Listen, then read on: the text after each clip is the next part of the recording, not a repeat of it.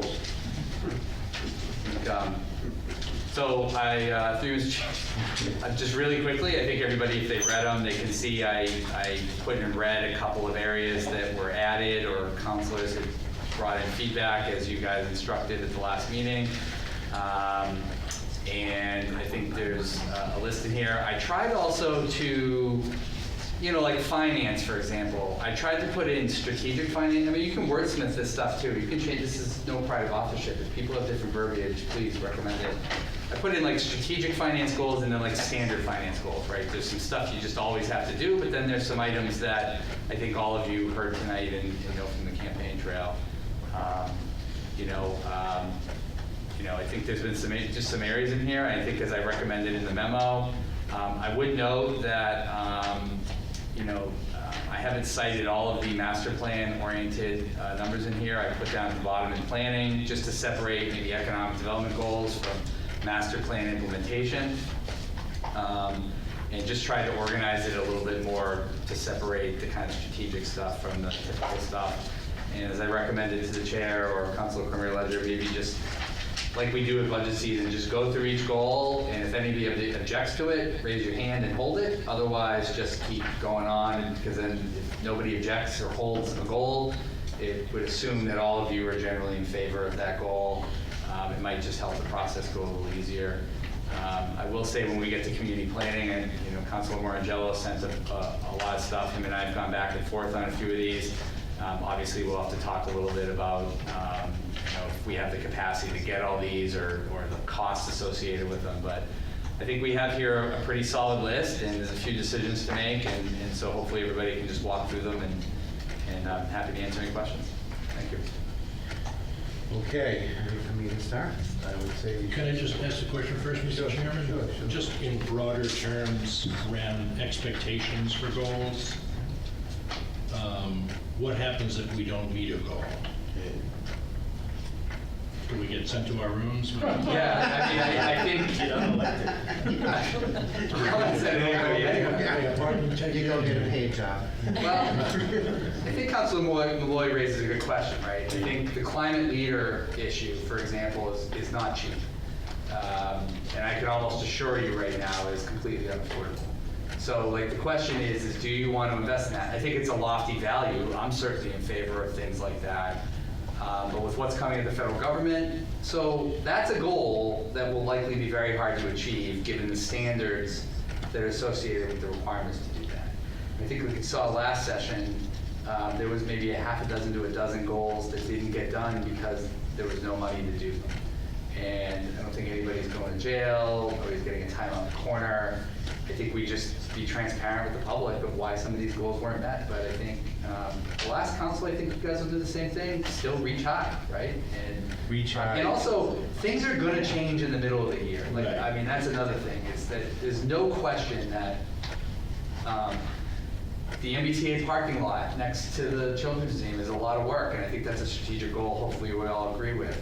300 Fisher Street, you haven't even probably ever heard of before, but out of nowhere, the EPA is going to come and do an update this summer on that parcel, and there's some real economic development advantage to that parcel. That's not on the list, but I don't know, we're not sure exactly what that looks like. So things will change, and we usually do a mid-year update somewhere in the fall and just kind of check in, and I think there are going to be goals that won't get done due to time constraints and financial considerations for sure. That's just the way it goes. Yeah, who knows? I mean, if we get a new governor, he might wipe out the MBTA community tax. Well, the legislature will have to do it with them, so I doubt it. But you're right, they may rescind that, and I certainly wouldn't be sad to see it go. But you're correct. That one and that one's free. That's not anything that costs money. But some of these other ones, form-based code is a very time-expensive thing. Well, that's why I raised it, just in terms of expectation, just because it's a goal, obviously we want to try to explore it, and I kind of almost could preface all these goals, most of them, with explore, evaluate. Yep. It's not a commitment to do everything that, 47 or so that are on this list, right? That's right. I just want to make sure that expectation is understood and that I understood it properly, so. I'm 100% in agreement. Yeah. I just wanted to make sure. Yeah, absolutely. Yeah, I We're not gonna appreciate get a timeout.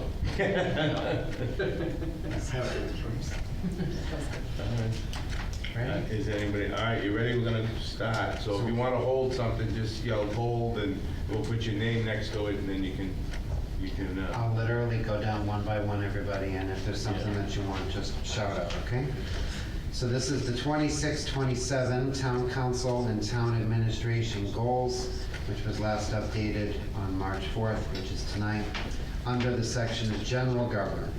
Conduct a town and school-wide short-term strategic planning exercise, which will focus on a common vision, values, purpose, and what are the town and school priorities staff should focus on for the next 1 to 5 years. The current status is that they are reviewing a consultant procurement, and on March 18th, we will be talking about it with the school committee. Seems like everybody's in agreement with that one. pretty cut you out. Okay. Good. Next one would be to approve an updated rules of procedure for the town council. That's actually done, so there's no reason to object to it. We're already checking stuff off. Pretty exciting. Thank you, Councilor Malloy, getting that one done. Support the 250th Town Anniversary Committee. The status is anticipated in June. They will make a presentation and update, and that will also be the time when the World Cup is happening. Anybody? Nope, I don't think that's a good idea. Evaluate alternatives to liquor licensing before the town council. Please. What is that? Yeah. Are there alternatives? Yes, Okay. There are? Yeah. but it's dependent on the form of government, and then that, depending what the form of government is, I'm sorry, through the chair. No. Then there are particular alternatives per statute, per the liquor licensing statute, Okay. for who's going to get delegated as the local licensing authority. Right. This was a little bit of a holdover from last session. This was a big topic you guys all talked about. But it'd be fantastic to just take it off our plate, if we could. Okay, decide on formalizing town council subcommittees and/or liaisons, and the subtopics are joint budget subcommittee, town charter review ad hoc committee. There's a suggestion of a communications subcommittee, or perhaps assigning liaisons, and there's also a suggestion of an economic development subcommittee or creating liaisons. So first, do people think those two in red should be kept? Because right now they're question marks. Well, So, I definitely think they're gonna be kept, because we're gonna name them next meeting. okay? So I can scratch out the question mark, and that means that they can be typed in black next time. So we all agree that those are good? Okay. Review Chapter 82 town fees, including but not limited to ambulance receipts, town department requests, and parking and traffic enforcement. The status of this one is it's anticipated sometime in May or June of this year, parallel to the budget process. Isn't that something we do anyway? Jamie, we typically do that anyway, right? When we look at fees and make adjustments if needed? I mean, I feel like we've done that in the past. You did a whole rewrite of the bylaw last year. There's been a handful of recommendations from department heads this year, going into budget season, some very small tweaks in the ALS, BLS, but you usually do those in parallel with the budget going forward, correct? Because the fire chiefs come before us in the past Yep. with an argument about ambulance rates going up and things like that, right? ALS and BLS, we get the middle of the road in the region, and then there's a few other small tweaks, and then I think earlier I had heard, earlier in the session, some folks, I think Councilor Griffith, Councilor Callaway Tripp, and maybe some others had talked about maybe parking fines. So all of that goes through with the, basically the goal is to have the staff recommendations, and if the council wants to tweak any of the other ones in there, that would be the time to do it. All right, sounds like people are in agreement to do that one. Establish an ad hoc town charter review committee and review committee recommendations. I think We just voted on approving it, right? So, Well, we're in good shape now. yeah. We still have to name people to it, but that's okay. That's okay. That's easy. The next one, Councilor Malloy's recommendation, develop a communication strategy with the new communications director and establish a council subcommittee or liaisons. One objective includes adding new modes of communications, methodologies used, and response metrics, while identifying a schedule of communications to residents on key town activities and information. And we are currently at the status of the communications director has been hired, and this is part of her work plan. Yep. Was everyone in support of Councilor Malloy's recommendation to make this a goal? We have Yeah. Caroline. Yeah.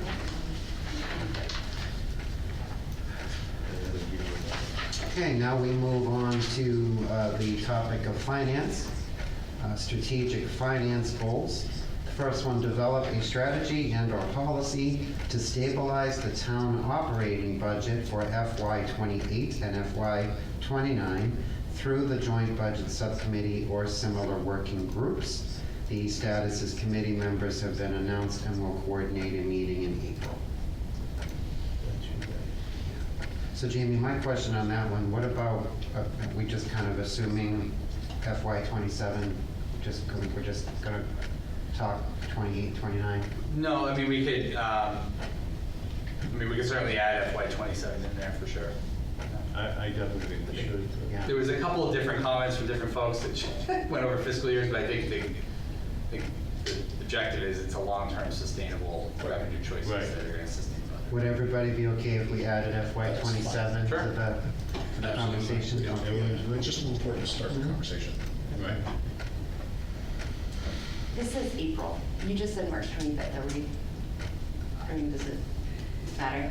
I'm trying to cram in the March 25th. Actually, I can ask a few of you while you're here, if you're available March 25th. But, I mean, we can do March 25th, but I haven't polled everybody yet to see if they can. So for the language, do we want to say That's just a the meeting status. in March or April? That's just a status. That's just commentary. That's not really the goal. Okay, okay. Caroline, you okay? Yeah, no, yes, I just, Okay.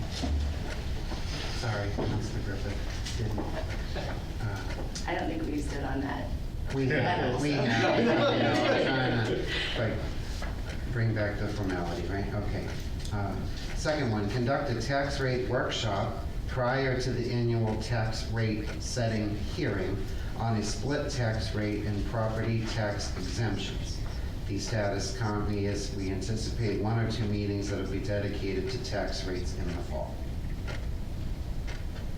I think everybody wants that one. Okay. Councilor LeBlanc suggested develop a 10-year capital plan for the FY27 capital cycle. Michael, you want to elaborate on it at all, or? No. But we'll keep it. Okay.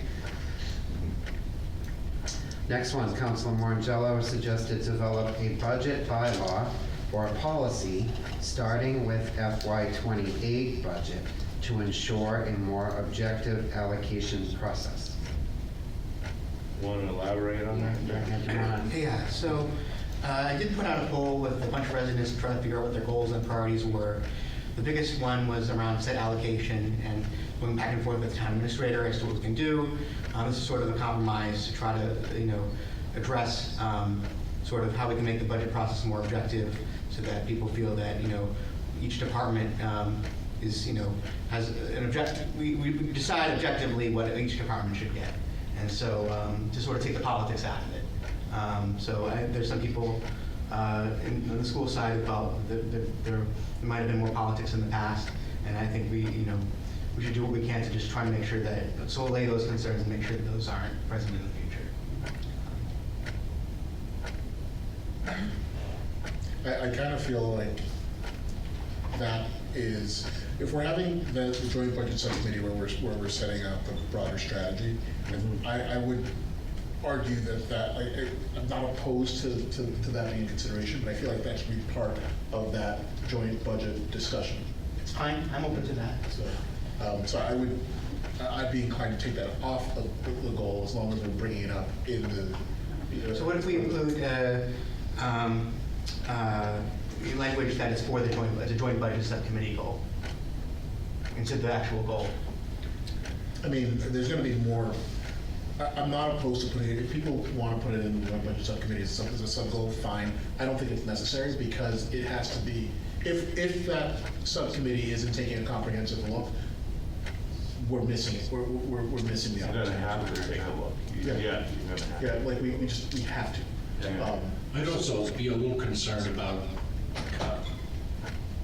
removing flexibility from this council and other councils down the road when there's, you know, this notion of allocation based on some other criteria. I get the point, and I kind of think it makes sense, but To be fair, there are ways we could factor in allocation and flexibility, but the point is, I don't know that we necessarily want to set that in stone that we're going to define an allocation right now.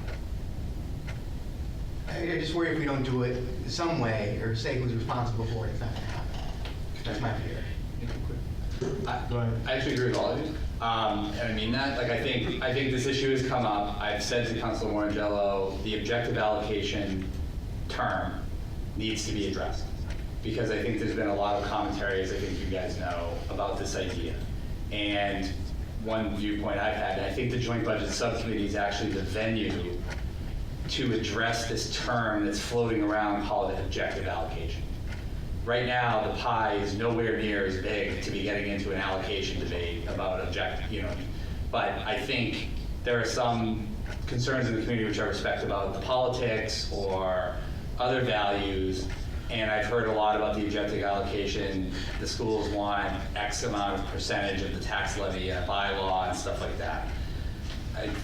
To Councilor Pajuka's point, I believe it has to come up, it has to get addressed, because in my view, they talk about an objective allocation, but I have never seen anybody tell me how to implement that. And I can assure you, once you know how to implement that, this goal will be off the table.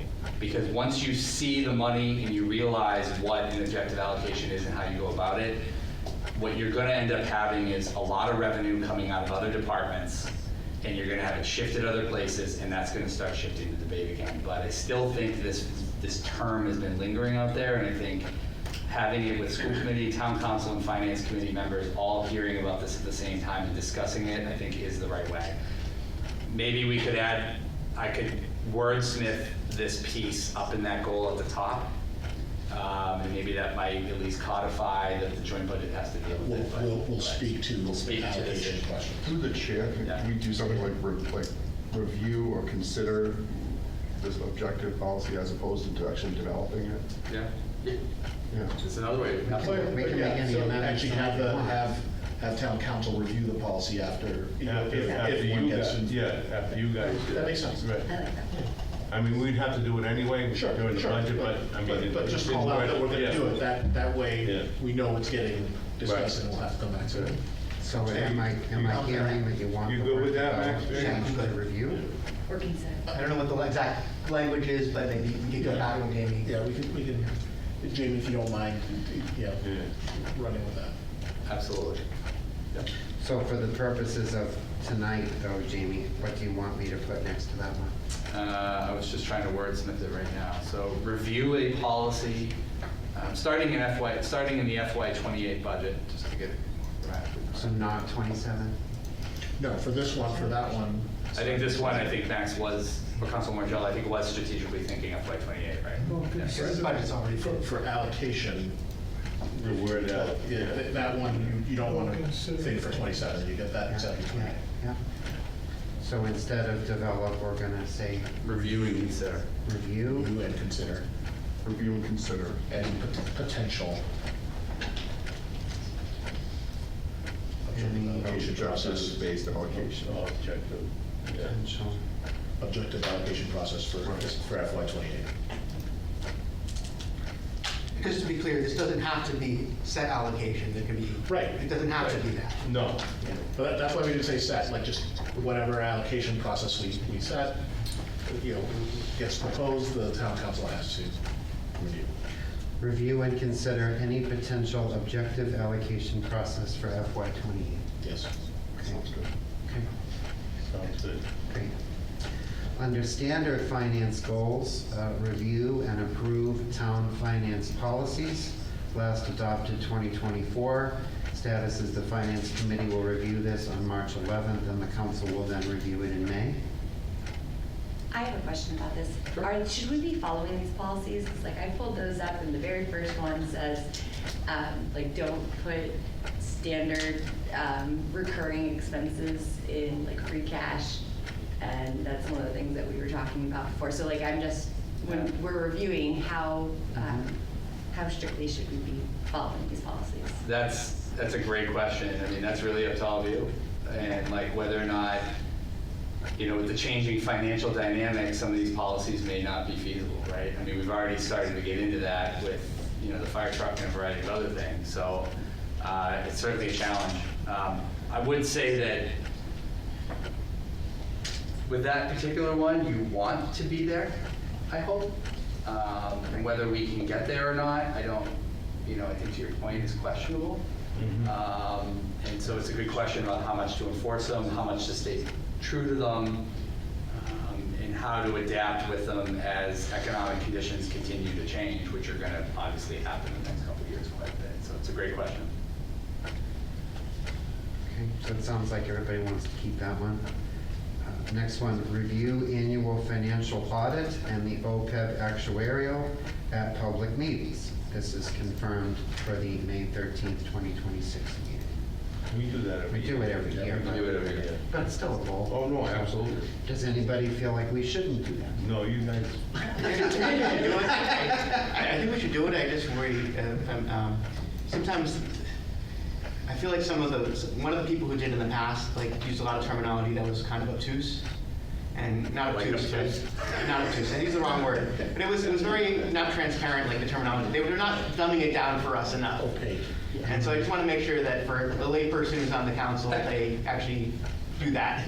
You're not going to get that with accountants, auditors, and actuarials. Like part of what this is tough.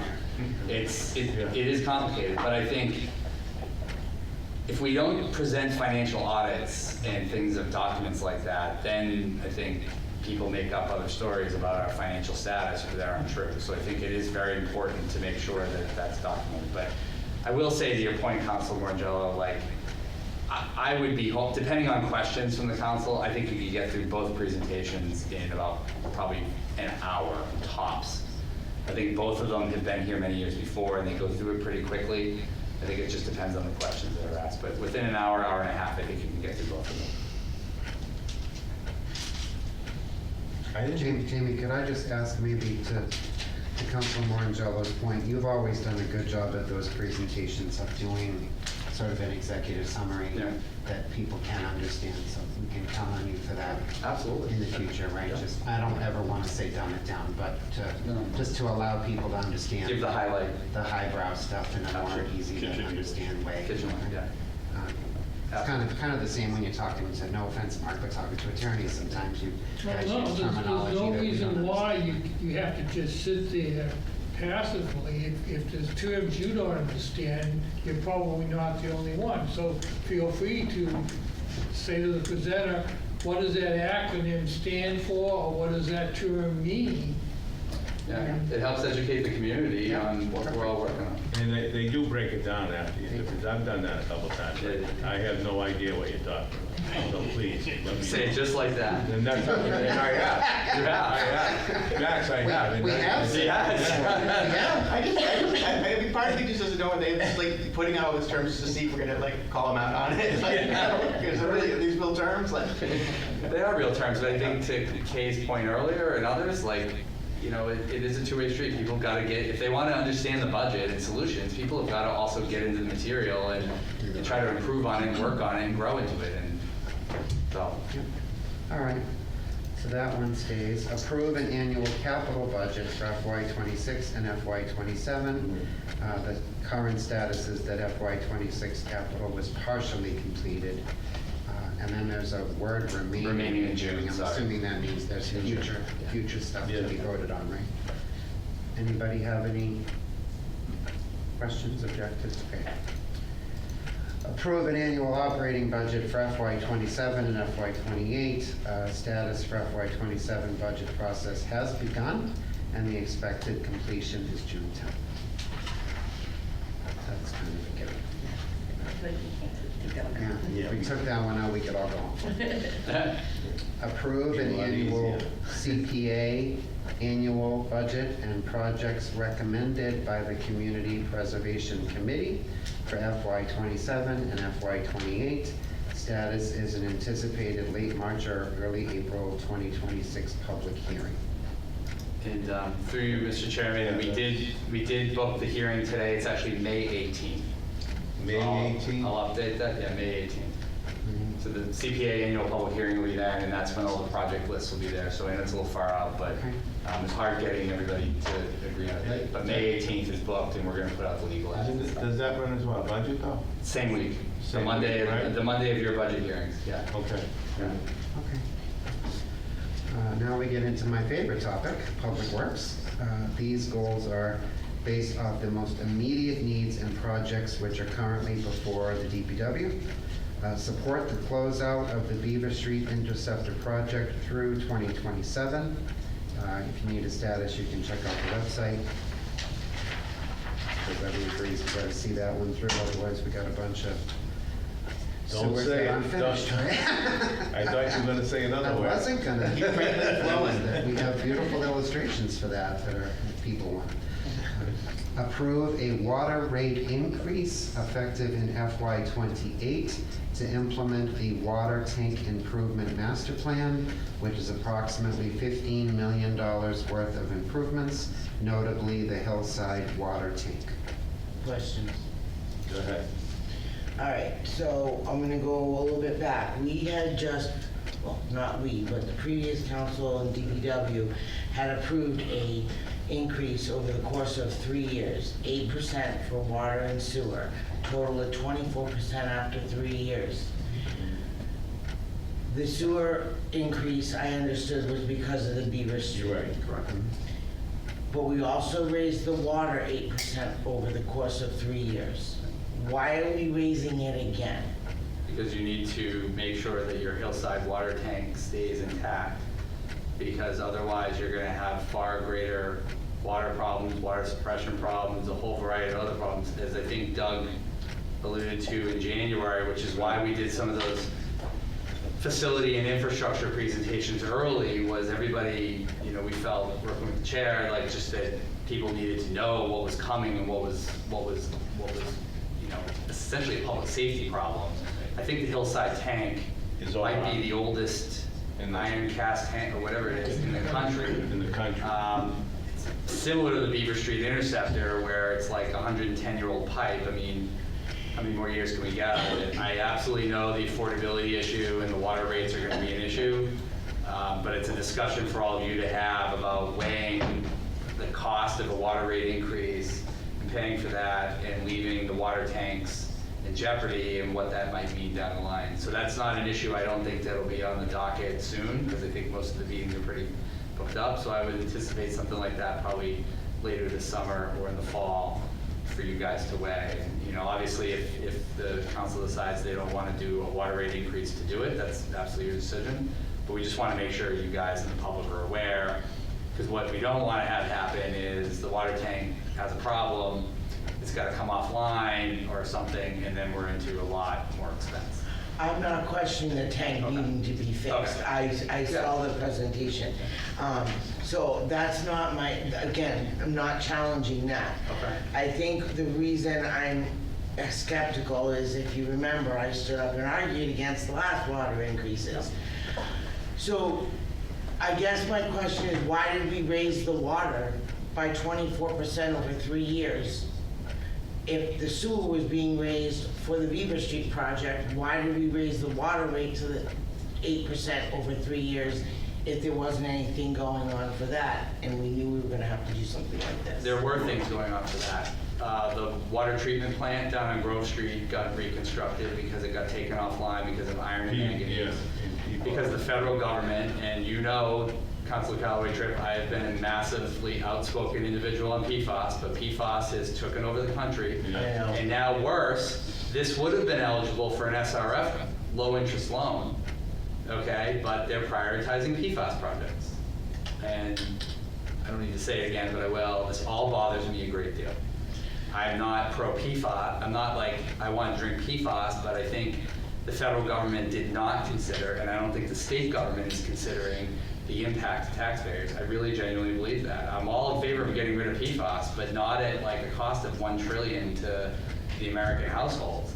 The SRF program at the state should be sticking to its basics, and we should be being able to borrow for this for a long-term borrowing note at a 1.5% interest rate would be much more financially advantageous to us than having to go raise water rates. If we were able to go borrow and get an SRF loan, we may not have to do a water rate increase. The third reason was inflation went through the roof in FY22 and 23, and obviously I don't need to tell all of you this, it's never come down.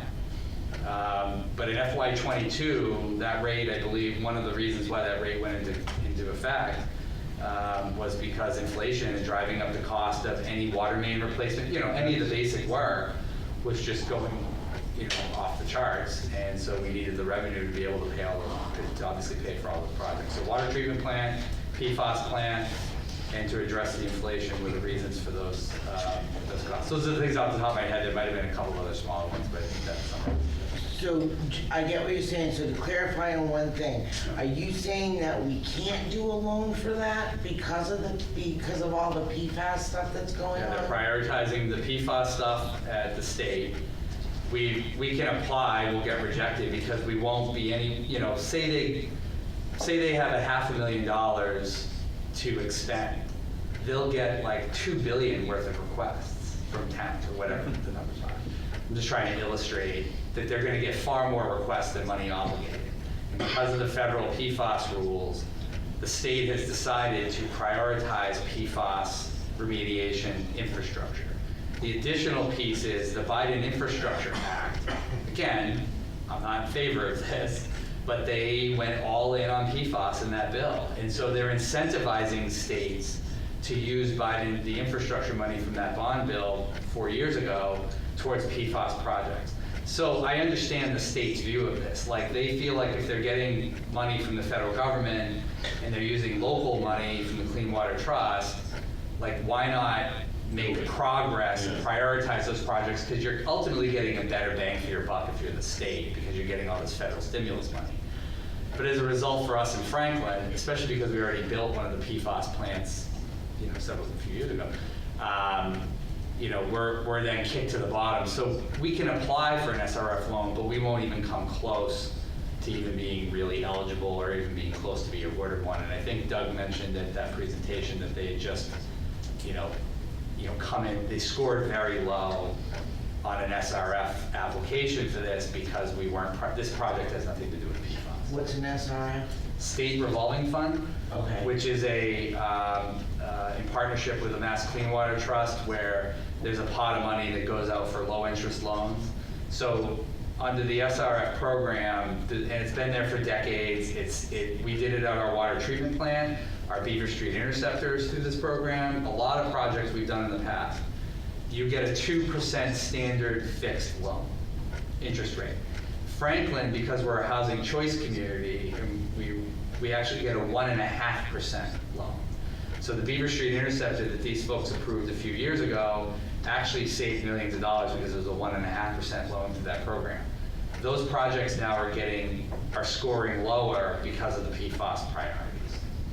And so it's a state revolving fund program. It's been in place for decades, and it's probably one of the best things state government has done to help local ratepayers be able to do these projects with some financial assistance from the state. But obviously that's changed over the last couple of years. It's still there, the program's still there. It's just, you're not gonna get a project like this to score high enough. So the obligation that is on the locality to fix these problems. And in this case, private property owners don't pay into the water fund, so they wouldn't pay for any water rate increases. So about 25% of Franklin doesn't pay into any of this, so they wouldn't see an increase in anything. So they didn't see the increase of the 8%, they wouldn't see any increase on this. Maybe 30%, but it's like 25 or 30% of the public doesn't pay this. So I hope that kind of clarifies. That still doesn't make me happy, but I understand what you're saying. Okay. Councilor Callaway, could I? Sorry, I didn't mean to interrupt, but would you be more comfortable with language maybe of review and discuss a water rate increase rather than the finite language of Yeah. approve? I was thinking that. Because I think there might be other alternatives. I can't see in good faith putting another increase on the people in this town after 3 years of increases. I just can't. And I think, Jamie, no offense, but I think using the word approve makes it sound like the decision's already made, as Yeah, opposed to. I was gonna say the goal Totally fine. here is the water rate increase. So we gotta Shouldn't the goal discuss. be the water tank improvements? Sure. You know, and So the method is the Hold on. is the increase, but what I'm just saying is that the real goal here is to improve The water tank. the water tank. So why don't we just make the goal to improve the water tank, and then we'll figure out how we're gonna do that. You definitely need to figure out how you pay for the water tank before you do the water tank. And I can assure you, there are very, very limited options, if any, that you're gonna find other than funding it within your own town. I just laid it out for you. Like we would have been able to go to the federal government. We would have been able to go to the federal government for disaster assistance for snow and ice removal. But we're probably not gonna be able to get federal assistance because FEMA doesn't really exist much anymore. So I mean, the reality is there's gonna be very few options. I do agree with the review, language, I mean, Kerry will come out with, numbers and what it means for the average person. So, however you guys want to do it, if you want to take up the water rate increase, I'm fine with that. It's a lot, it's your goal, but there are not going to be very many. There's no grants of this kind of magnitude we can apply for. It's very limited options. Perhaps, Jamie, we say review and discuss a water rate Yeah. increase and other strategies. Sure, absolutely. Would that make people Yeah. comfortable? All right, hold on, Max has a question. Yes, Mr. Chairman. So I hear the concern about, water rates being unaffordable. We do have a community assistance program, which I believe knocks off that, is it a 50% discount? Yeah, we did. We increased it 2 years ago to a 50% off your water, sewer, and stormwater. But if they open, if it keeps coming up, we could try to make a second tier as a goal. I think that's to the other strategies that Councilor Premier Ledger just mentioned too. That language sounds really I good. will say, I think that's great, but just so you know, I know people and that the things that they have in place, they're great if you qualify. Right. But some people are just below the qualification, and they're the ones that are going to. Yeah, the ones that get hit. So what I was saying is, that, right now there's either you're in the community assistance program or you're not. But if there was a second level that, that for people who are like, between 200 and 300% of the poverty level as opposed to just below that, maybe we could have like, instead of 50% discount, maybe it's a 25% discount. 25%. Sliding scale. Yeah. Your water rate system right now is on a sliding scale. Okay. So the higher users pay more than the people who are lower users. You already have a fairly good sliding scale. So in other words, just to put it bluntly, people with irrigation systems on their lawn actually pay more for the water than the person who's than the person that's on a 16th of an acre in a smaller parcel.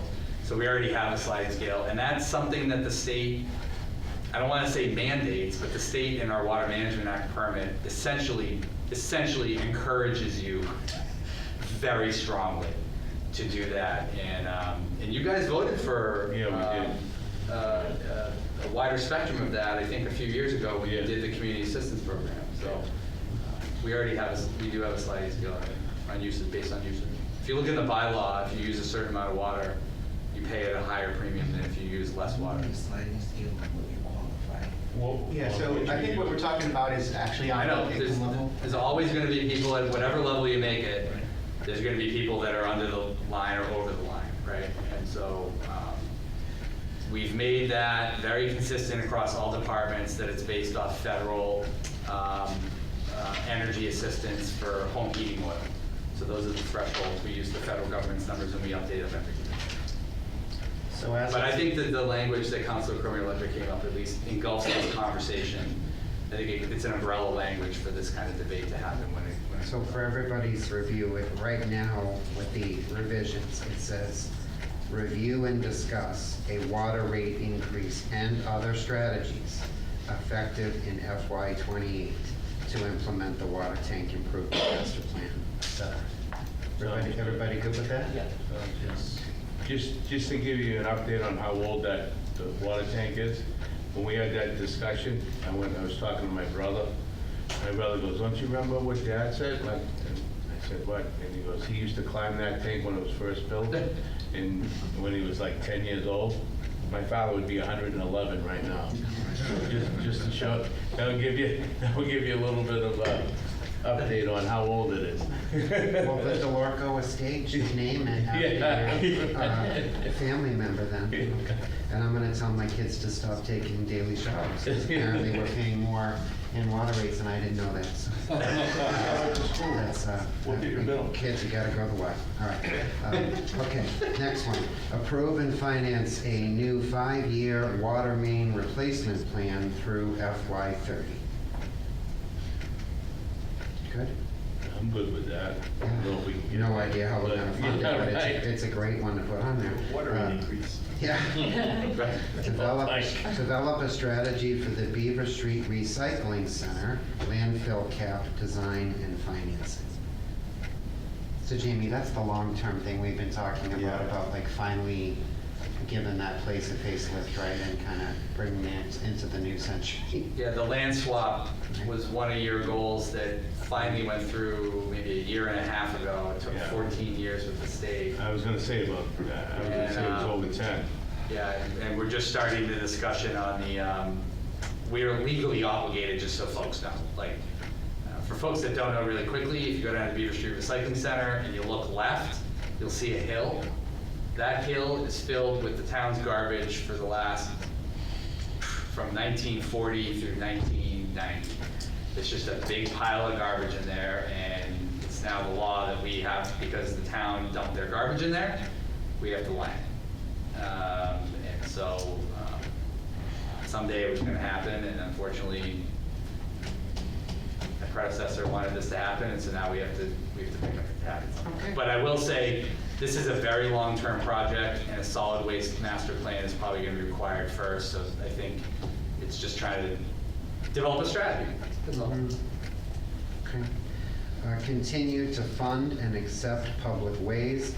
The town has about 100 to 110 remaining private ways in the queue for public acceptance. We usually accomplish 1 to 4 of these every 2 years.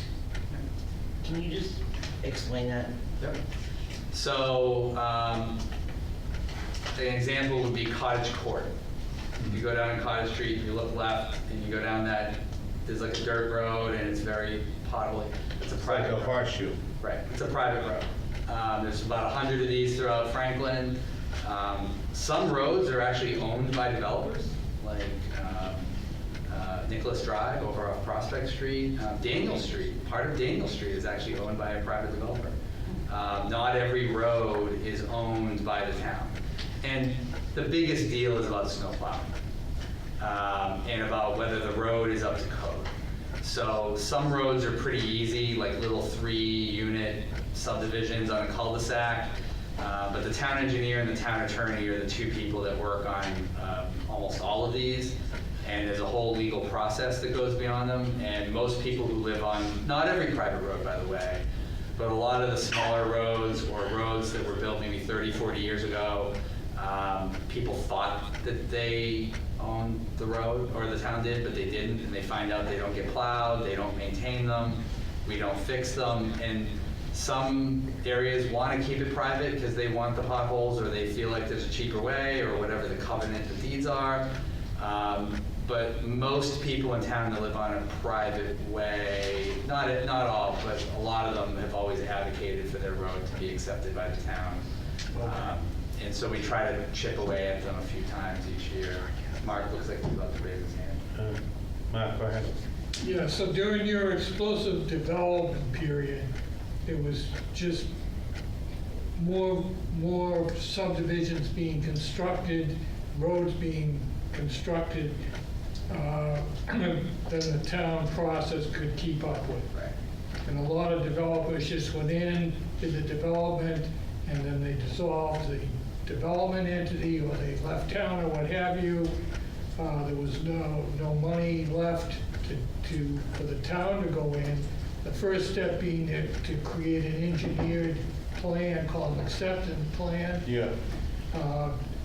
Typically, the right way, developers, that's one of the things that developers have to post surety with the planning board for, and it has to get done. But back then, it wasn't being done. We didn't have the town engineers or engineering department available for inspection. There's a whole bunch of reasons, but that's when we built up this very large backlog. And this is not unique to Franklin. This is a trend that goes back to the late 70s when 495 was built and as growth migrated out. To Mark's point, there was no resources at the local level. There was no real inspection systems. And towns just said, we're not accepting the roads. And so a lot of communities up and down 495 have these huge backlogs. The good news is, moving forward, all of our code and bylaws have fixed all of this stuff. So this stuff doesn't happen anymore when they go through planning board. So, you know, so we just try to chip away a few here. And by accepting these roads, we Plow and maintain them. we don't maintain them, but we get more. We get more Chapter 90 More money from the Chapter state 90 because the money. mileage then goes on to our rolls. Then Right. Brutus, when he files for our grant every year, we then get credit for that road. Even if it's like 1/8 of a mile, we add it on and then we get reimbursed money. The money never covers the cost from the state to do No, but, everything. yeah. It never does. But you do get your higher allotment, so it is financial. We'd have to take care of it anyway, so we might as well. And most residents, sometimes they yell loud enough where it's, Yeah. Okay, so. so nobody has any objection to accepting the public waste bullet points, so we'll move on. Develop a strategy to prioritize and finance town infrastructure investments, including roads, sidewalks, grounds, parks, stormwater, sewer, water, recycling, open space, and recreation. And then Jamie has some additional language with specific emphasis on traffic calming measures, improvement at key intersections, annual accessibility audits, and ADA compliance improvements. It was Councilor Morangello's suggestion. I failed to put his name. Oh, sorry. Yeah, sorry, that's my fault. Thank you, Councilor Morangello, for those excellent suggestions. Everybody okay with the bullet, with the additional language that's currently in red? Okay.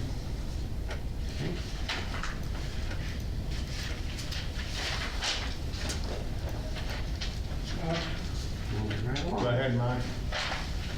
I would simply suggest, instead of saying with special emphasis, say including but not limited to, because Sure. a lot of the other things are at least as important. Where would you want that, Mark? Delete the with special emphasis and just put Including but not. including but not limited to, or including, just including. I mean, since we stopped, since this is a call out, I mean, in theory, it's part of the capital plan. Right. Yeah. Well, not really. I mean, this is like a separate capital plan from like all the other stuff you just reviewed, like facilities. I mean, you can bake it in, but as you saw in Bruce's presentation, this is like tens of millions and hundreds of millions of dollars. Yeah, I mean, I would hope that would be in our capital plan. I would hope all this stuff would be in our capital plan. That's what I expect the capital plan to be. Okay. Everything, just. You got it. Just Yeah. be clear. Just Yep, so it's there. that's fine. We can do that. Does this include like complete roads? Are we still doing that? Yes, complete streets. Complete streets? Yep, yep, we're still a complete street community.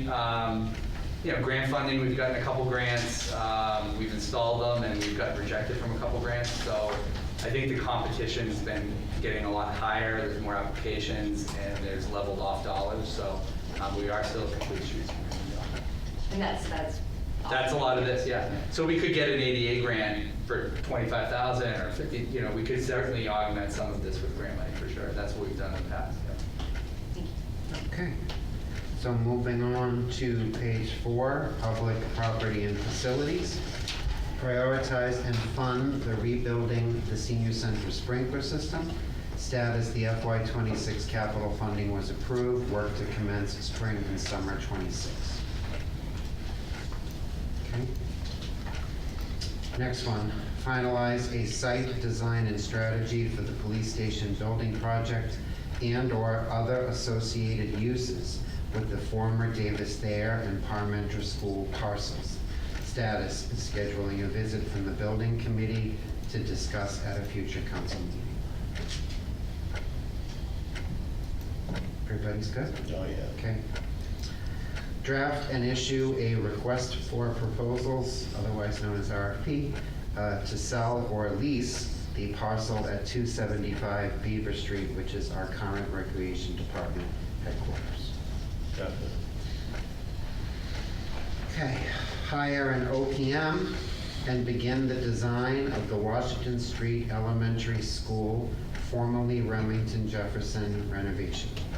Jamie, for clarification, that's the roof and other things that you mentioned at a previous meeting, right? Fire alarms, basketball courts, there's a whole list of stuff there. Yep. Mold. Anybody have any objections to that one? So you'll be raising the roof. Yes, Council. Well, actually, lowering the roof. Covering. No, it is. The next one, you can tell it's 9 o'clock. Support the King Street Memorial Park rehabilitation through phase 1 and future phases, and then in parentheses it says here, using CPA funds.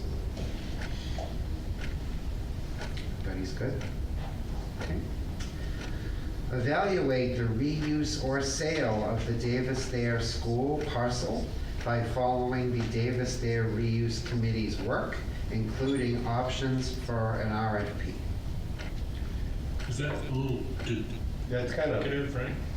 yeah, kind of With a little bit earlier. with the one earlier. Mentioned Davis in here.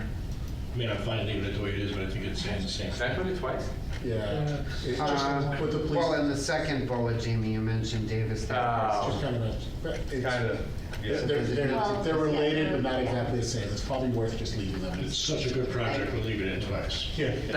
So nice. We're prioritizing it twice. Yeah. We really need to deal with Anybody have anything else? No? Other projects that have been included in executive session, do we need to elaborate for the board or anything? No, I'm just asking if there's anything else I need to put there. The one thing that I asked Jamie earlier, everybody, to be added here, I would hope you would support it, is continue to explore the location and funding options for the Franklin Community Arts Center. Everybody be okay if we kept that as a goal? Sure. Thank you.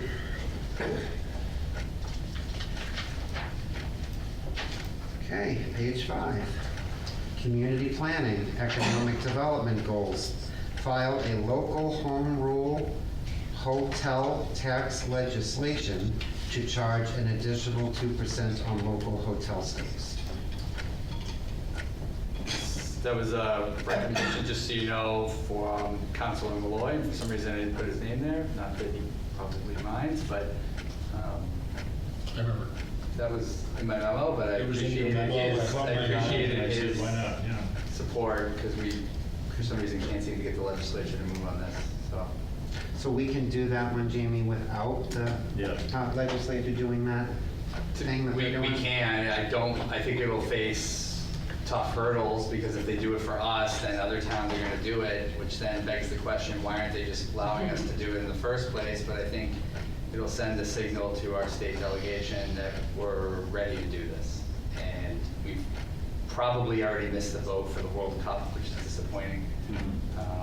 But, you know, but I think if we file it, it'll show Rep. Roy and Senator Roush and others that, you know, that's money being paid for people that don't live in Franklin, so it's like, I don't Yeah, think right. this is so hard, but things get weird The sometimes. World Cup, all the hotels are booked anyway.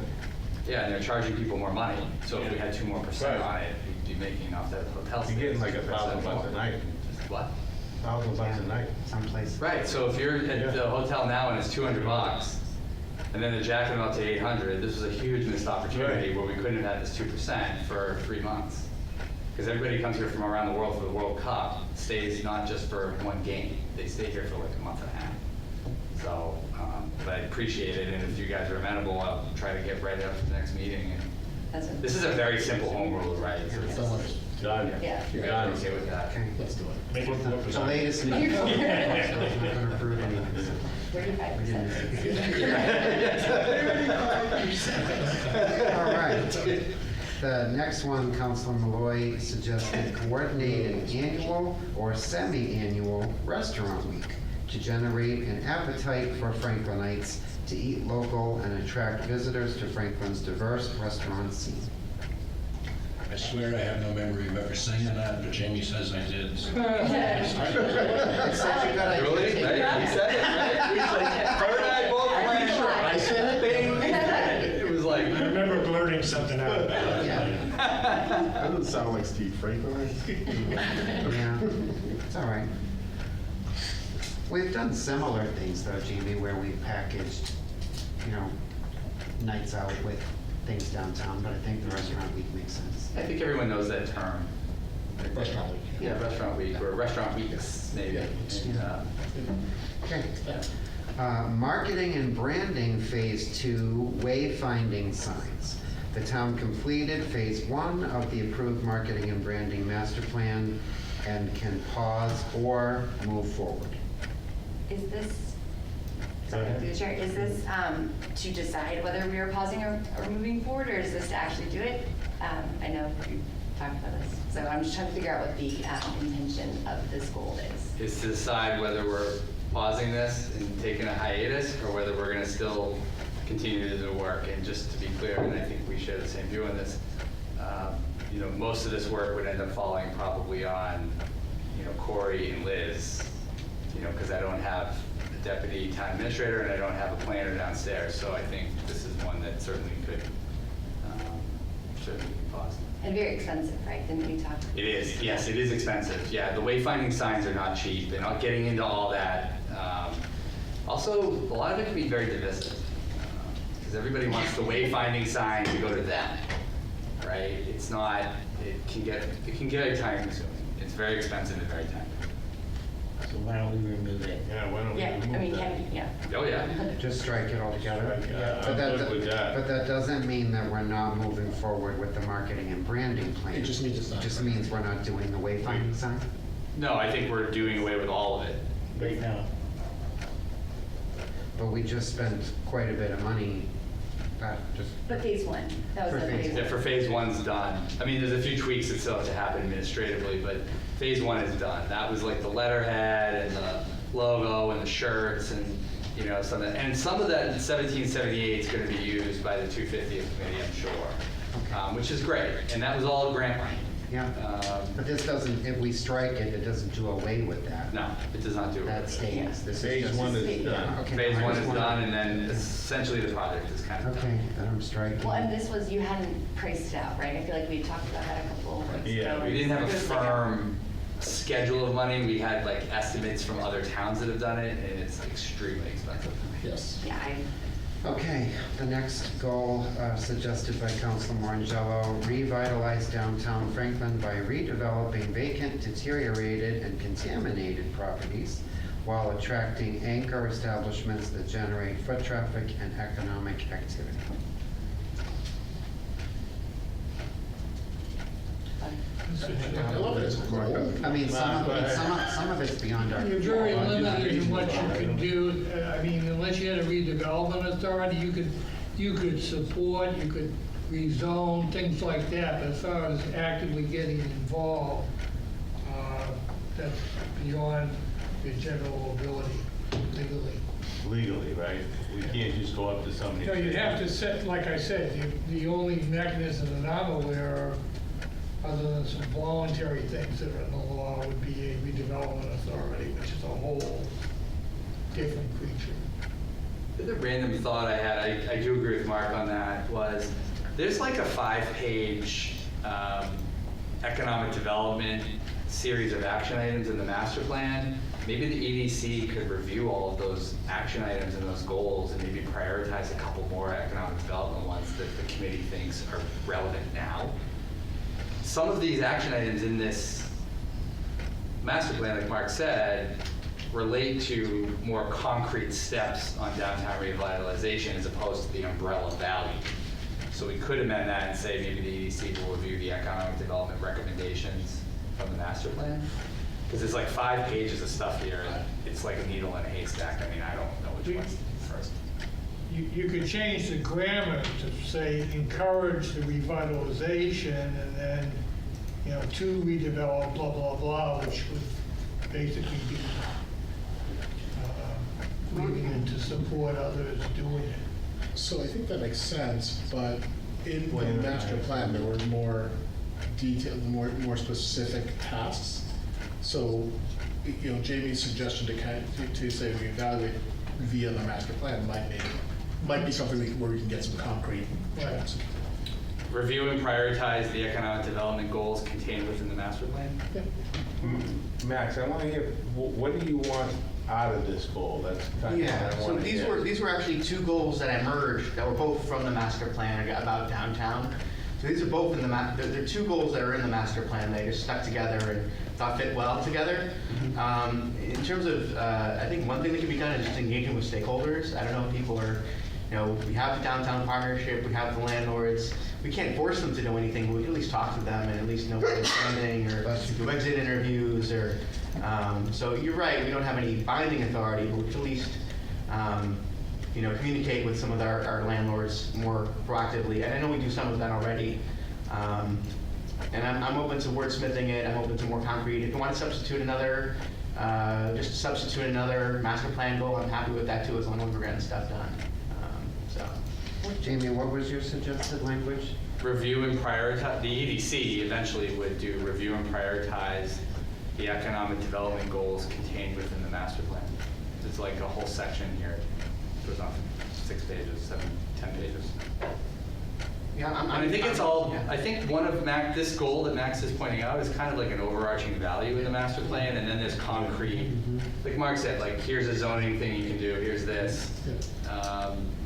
So instead of listing all those out, just reference the master plan. Right. Which has- The EDC should go through these 8 to 10 pages and go, Yeah. because I think some of these goals too, at the EDC level, or some of the goals in the master plan are definitely not zoning changes that are going to bring you economic development anytime soon. And I hope you're all, everybody, and I think everybody's very much alert and concerned about the short term here, long term too, but some of this stuff, I mean, we've changed the zoning downtown for 22 years, and it has not made as much progress as we think. So, but there are other items in here that may pique the EDC a little bit more, and I think we should do the things that are achievable to get some progress now. So, Yeah, I would, in terms of language reviewing, having the EDC review the economic development goals, I would be in favor of that as a substitution. That there's no objection to that. Well, would you like me to add, Max? that what I just said. Specifically, no, I have review and prioritize the economic development goals contained in the master plan. Yeah. But I also heard EDC, so we're. Oh, yeah, we're- economic development. Well, that's going to be in there. Yeah. All of these goals in that planning section, Council Cormier Ledger, we go to the EDC. You're gonna go to the Oh, EDC. so I don't need to rewrite No, EDC. right, no, right. Okay, no. I'm just checking, okay. Great, that one's done. Master plan implementation goals. Councilor Morangello suggested, I think it says TC 2.2, work with GATRA for fixed bus routes in addition to current on-demand micro-transit. Councilor Morangello, can you elaborate on TC 2.2? Yeah, so that's the number of the goal in the master plan. So you could just, I think you could just click in and it'll go to the master Oh, plan or right. something. All right. But this was something that was, I think there's a lot of people who are seniors who, you have to sort of schedule microtransit in advance, and sometimes they book up and then you're stuck. You don't have that reliability of the fixed line where you can just hop on a bus and know what's going to be there every half hour.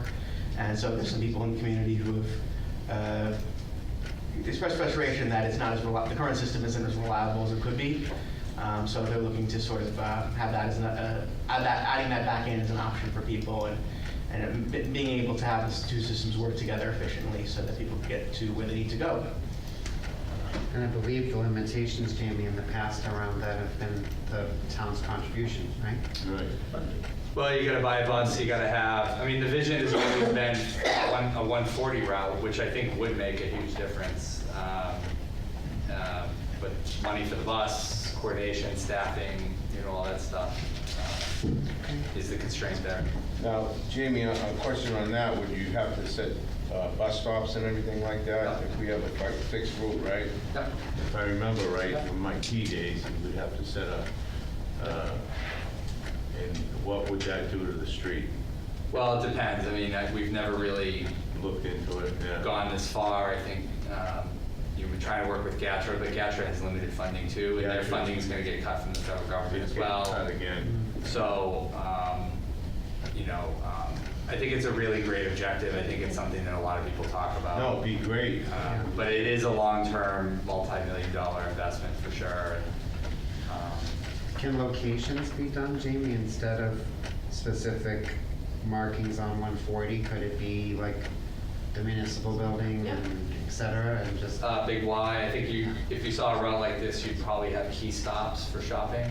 I think, you'd have a stop in, obviously uptown, you'd have a stop, over near Dean, you'd have a stop down by, Fisher Street, basically where the old mill was. You'd lay out You'd have to exactly. lay it out. You'd go into the Village Mall, whatever. But it doesn't have to be disturbing 140 per se. Well, it would, no matter what, it's gonna disturb 140, because you get the big Y, you got Shaw's. It'll disturb 140 if we do what's laid out here. Right. It's like, That's what but, I'm saying. but that's very expensive. I think we can get to this, or get something on, or at least, if we're gonna put in a goal, I would prefer it to be a goal that says we're gonna look for, explore ways to accomplish the task, so to speak, without necessarily saying we're gonna buy a bus and create bus stops.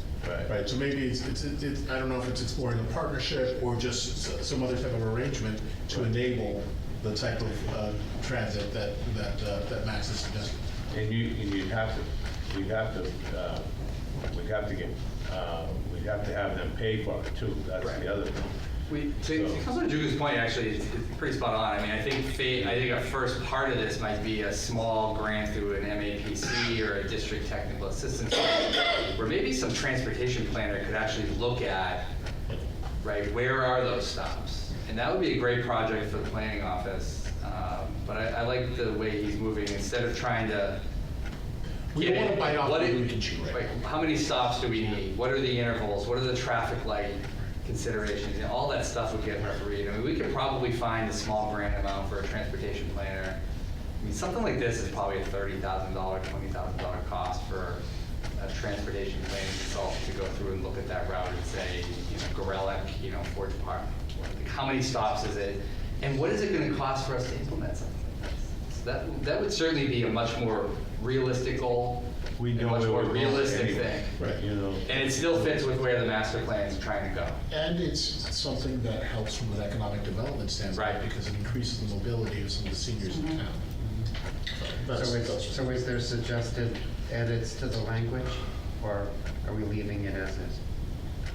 Max, what do you think? So I mean, we could sort of have that sort of study part of it, where we can study this, look at the things. The other two alternative goals that I was looking at was, we have Forge Park, we could have like a, Peter Pan, have a headquarters there between, Forge Park in Worcester, Forge Park in New York, or Forge Park in Providence. Having private bus operators is one of the goals in the master plan. And then they would make profit off of it, so it wouldn't necessarily have to be a public cost. The other option is RIPTA, and that's a whole headache because, they're in Rhode Island, they need special permission to go Massachusetts. Yeah, they can't, yeah. But if they were to get special permission, I'm sure they would want access to our commuter rail, so they could want to provide us free, they might want to provide us free service because they can get access to our rail that way. So just two other options if you want to substitute them. Sorry, so as we think about goals though, maybe the way to couch that is explore options to enable, Fixed route bus. A fixed route bus, that's Fixed what, route. a fixed Bus bus route. route. fixed route, Right, fixed route we're trying, travel. whether it's GATRA or whatever. Yeah, fixed route- We're just fixed trying route to, travel around. to Max's point, how do we Yeah. get a fixed route, right, fix a bus route? Yeah. Oh, and the other thing I forgot was Logan Express. I won't even say Really fixed nice. bus, I would say like, you know, but to your point. Something. Yeah. Something like that. Now you're gonna get a Let's Logan think about, Express one. let's think about what we're trying to accomplish. Yeah, fixed transit, you know, increased. Could be an Uber driver, Frankly, drives back and forth. So can somebody propose the language change? Just put, Explore I wouldn't say options. GATRA, I would just put, So, no, Jamie has one. Yeah, explore options for a fixed bus route, along. Fixed Transit route. Fixed transit route. Yeah. Fixed transit route along Route 140? Yes. Because that's, we know that's what the That's the goal. vision was. We're I trying think, to, yeah, I think it's good. It's great. And you could still, Jimmy, tie it to TC 2.2. I absolutely, I'll keep that reference This is there. the for master sure. plan implementation section, so that makes sense. All right, the next one, Max, Councilor Morangelo recommended that we look at S1.1A, pursue the DOER climate leader designation. And Jamie, I think we heard you say that this would be incredibly expensive, but do you want Leave to it there. talk through it or leave it as a goal, or what? I think if you wanted to create a sustainability citizens committee, you could. I know that's a requirement of that. I know the stretch code is one of the biggest issues. Specialized. Could we just change it to say explore? Gives us a lot of wiggle room to Yeah. look at Yeah. it, think about it. Yep. Explore DOER climate leader designation? Yep. yes. Perfect. Max, you okay with that? Well, maybe take initial steps. So, you know, the sustainability committee, you know, we don't have to finish it, but at least take the first steps around looking at it. But how's that different from explore? Explore and take means you might initial not do steps. it. Well, I mean, what I meant by that was, and I think you use explore on another one of the goals as well, and I like the term because it kind of sets out some framework of, well, what would be required if we were going to do this? Right. What's first, second, third? How much is that going to cost us as viable? Maybe we could come up with an alternative or whatever. So I just like that word because it allows some focus on the objective without committing to setting up a committee. Through you, Mr. Chairman, I think to Mac, I think to that point, like, how many of you know exactly what it takes to become a climate lead? Not audience members. Not surprising. I did read through it. Oh, you did? Okay. I don't see that happening. So I think step one is even understanding what's required of it. I think is your point, right? So. I will say that I think one of the advantages of it is we do go through all the steps, you do get a significant amount of grant funding Right. with that. And I know that there's some community who are looking for a sustainability coordinator, Yeah. and that this is something, if we do go through these steps, that could be used to fund that. I would, you know, as long as we're making we make progress, I'm happy. I just don't want to leave it on a shelf with the rest of the members. Okay, so I think I heard we're good with swapping out the word pursue for explore? Yes. Okay. Councilor Morangelo also suggested, in accordance with H1.5A, dedicate annual CPA contributions to the Affordable Housing Trust. Mark totally beat me. Mark was out of his seat. So the statute does already permit funds to be transferred to an affordable housing trust up to, you know, from CPA funds. It's a permissible use. But that's typically done as part of the annual budgeting process with the CPC recommendation and then the legislative vote to approve on an as-needed basis, whatever. I don't think you can usurp that process. Through you, Mr. Chair, someone's got to go to it's not really the council necessarily theoretically you could, but it's atypical for sure. You have to, Councilor Morangello or a group or somebody would have to go to the CPA committee and make the pitch for this and why. So, And they would have to okay it. right, so I don't know if that's actually, Suggest. it may be the purview of one of the counselors or maybe multiple or maybe, you know, but just so we're clear, the trust has some funds, but they're very limited in what they can kind of spend money on, right? It's not like we can just go give out rental programs necessarily or different things. So, but I think this goal would basically ask the council to go to the CPA committee, to ask them to transfer money to the trust for whatever purposes Councilor Morangello was thinking. So it is a bit of an awkward goal in terms of procedure. But the CPA could, Jamie, They could. put in their list of, here's the Goals, projects yeah. we want you to consider for this year. They could absolutely put an amount to the housing trust in that list to us, couldn't Yeah. they? They could, absolutely. But we just can't mandate that, right? No. That's what you're That's saying. it. That's correct, exactly. We can't. So the They have to. committee, generally speaking, the CPC is like a gatekeeper. They review, they must by statute approve or recommend. So they recommend, they look at a project and they make a recommendation. Then it will be up to you as the legislative body to implement or not. And you're restricted to implementing or not. You cannot take action contrary to what CPC votes. So there's like a checks and balances built in.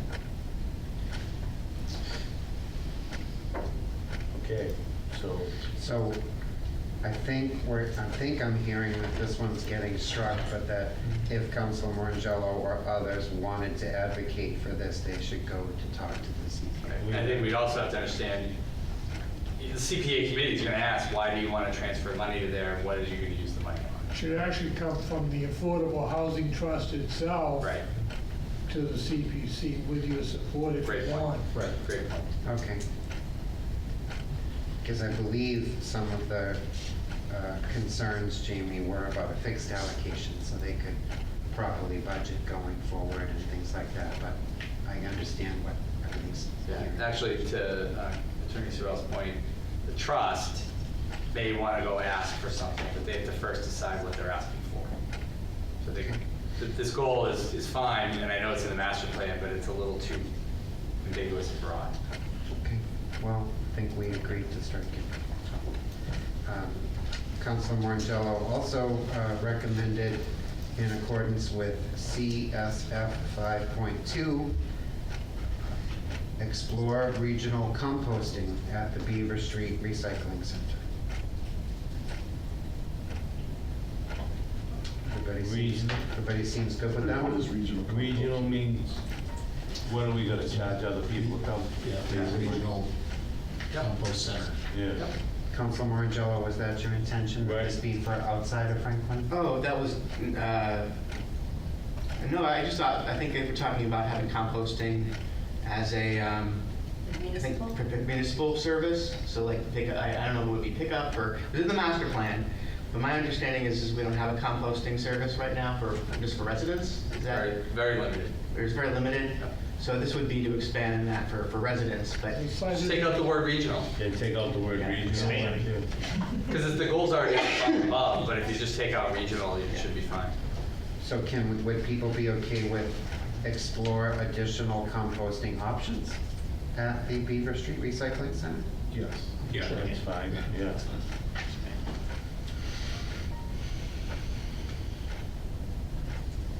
Okay.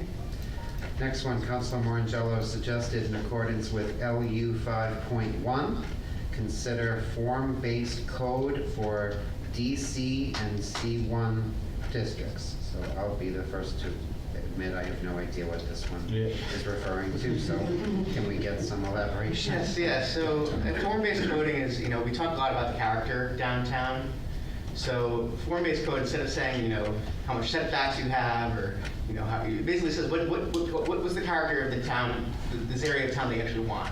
and build to it. I don't know if am I explaining that right, Jamie, or still? Still pretty high level. It's a big high level. I actually put this in with, on the bequest of Planning Board Committee Seltzer, who was very interested in this proposal. But I think part of it, we always talk about, how do we make Franklin look like Franklin? And this is one of the best ways to do that, is to actually, they'll have the language actually talk about what you do want in terms of, the character of the town, or what in terms of how things are set up within the zone, rather than just, the current system that they use currently. And I apologize if I'm not explaining it the best I could.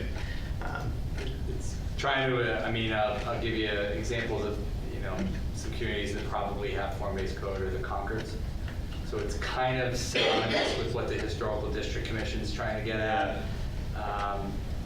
The pluses are, to Councilor Bornell's point, you can kind of create, unique village districts that are within that character, like the Crossing or downtown. The downside at times is it's highly regulatory about what people can and cannot do on their property, right? It's not like, you don't have to choose to be Nantucket, right? Where every shutter goes through, a door goes through a review committee, but that's a very historic and unique place, right? So you don't have to have all those types of ownership requirements. Kind of like what Alan Earl said earlier, it's a little customizable, but it does get into granular detail about what you're looking for on Dean Road or School Street, or within the Dean Junior College Historical District. So it is trying to get at vanity. There's one part of it.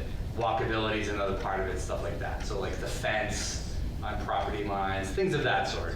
I hope I'm characterizing this somewhat correct, but it's really about visualization and vanity more than setbacks, lawn requirements, driveway requirements, and things like that. I would be open to exchanging it to, well, it says consider already, so Consider. it doesn't mean we have to implement it. This will be an EDC decision probably whether to consider it or not. And they would come to us with their recommendations like anything else, right? Right. Correct. It was end up in the planning board no matter what, so. Yeah. Right. Okay, Right. so everybody's okay with that one? Mhm. Sounds like. The next one, Councilor Well, Morangelo. I thought we were gonna change it to consider. It is. Oh, I was looking at the wrong one. It's late, I'm That's sorry. okay. I'm looking at the wrong one. We're almost done. Almost there.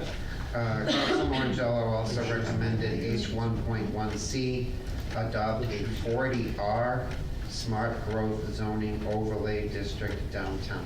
Councilor Morangelo, you want to elaborate? Yeah, so I think, we've talked a lot about affordable housing. We don't want it in certain places, we don't want it on,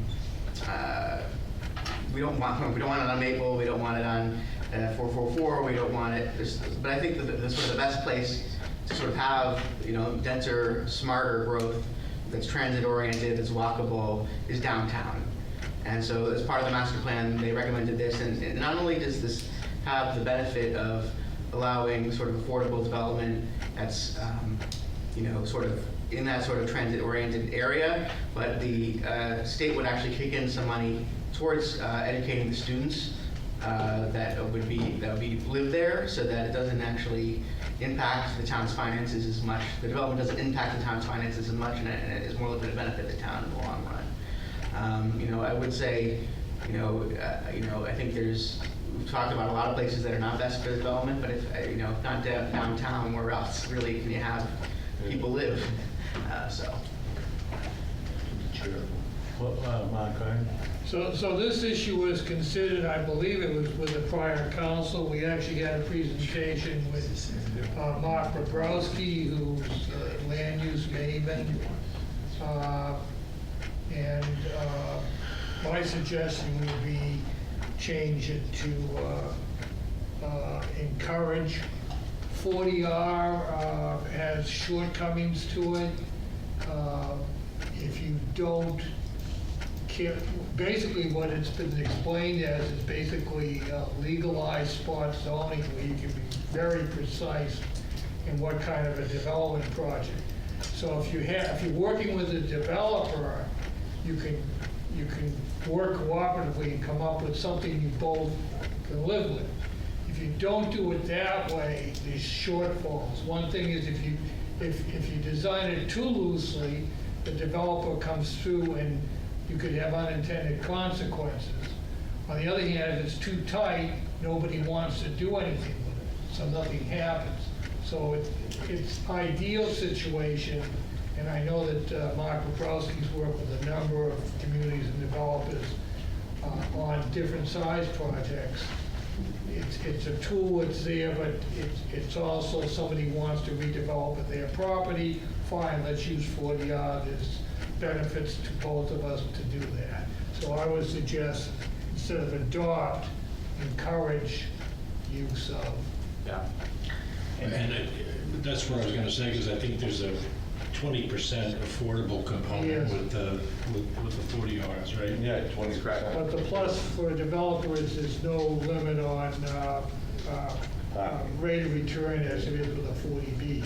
Yeah, see, that's one of my questions were, like, how does that work for the economics? So that's the win-win component. Yeah. You only get 20%, so if it's, you only get the actual units credited towards your SHI, you don't get a whole project, just the actual.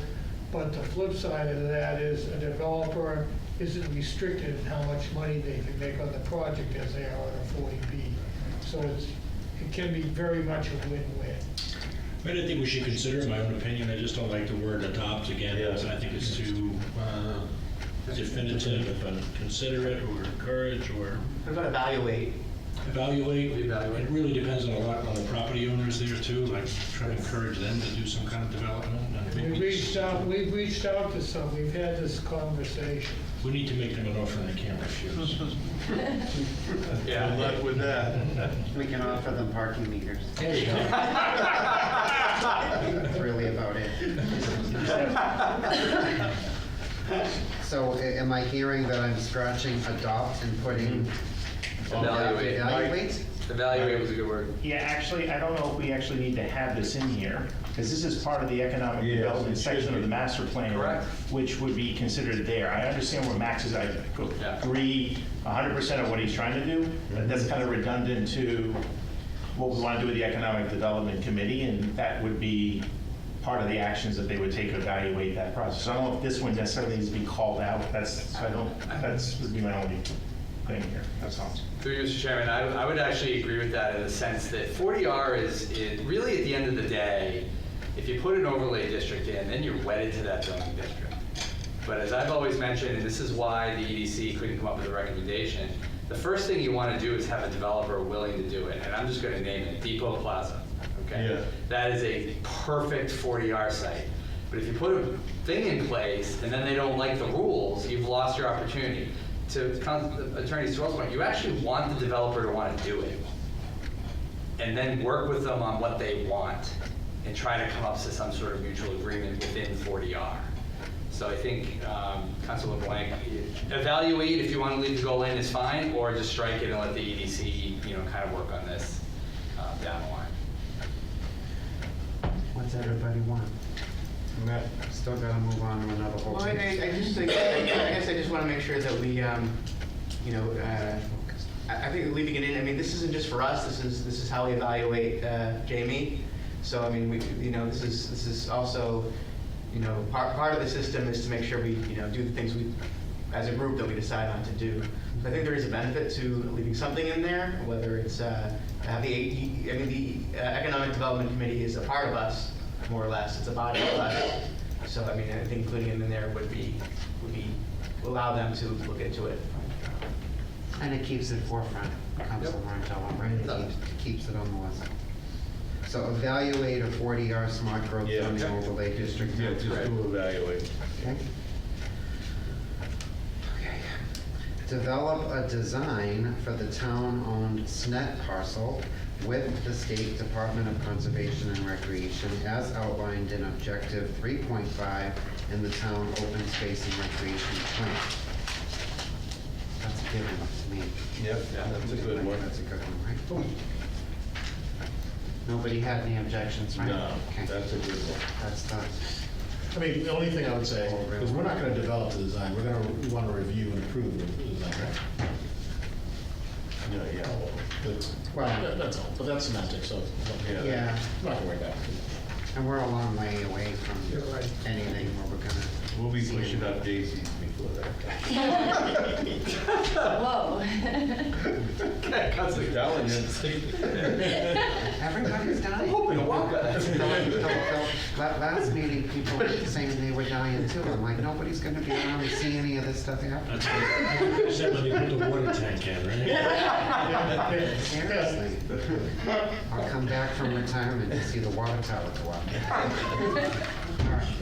Implement the preliminary phases of the approved master plans for Schmidt's Farm and Maple Hill open space parcels as outlined in the town's open space and recreation plan using CPA funds. Love it. Everybody's good with that? Kind of at the point where we gotta start moving with those ones, right? Other notable master plan implementation goals being worked on by town boards, which may include town council and planning board involvement. Design Review Commission, LU 5.5A, empower the Design Review Commission to be an approving board or otherwise enforce design reviews. LU 5.5B would be update design guidelines. Everybody's good with that one?